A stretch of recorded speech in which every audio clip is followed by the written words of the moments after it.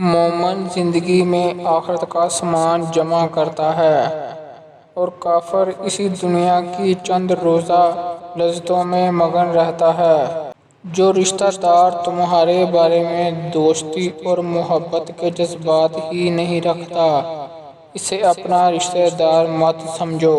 زمین کے اوپر عاجزی سے رہنا سیکھ لو، زمین کے نیچے سکون سے رہ پاؤ گے۔ جس کے پاس عقل نہیں، اس کے پاس ادب نہیں، جس کے پاس ہمت نہیں، اس کے پاس کامیابی نہیں، جس کے پاس دین نہیں، اس کے پاس حیا نہیں۔ میری جنگ فقط یزید سے نہیں بلکہ ہر اس شخص سے ہے جس کا یزیدی کردار ہے۔ کسی کا حق اپنے ذمے لے کر اس دنیا سے نہ جاؤ۔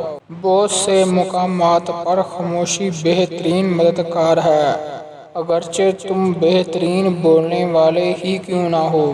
ظلم کے خلاف جتنی دیر سے اٹھو گے، اتنی ہی زیادہ قربانیاں دینی پڑیں گی۔ بادلوں کے گرجنے میں میرے بابا علی کا لہجہ ہے۔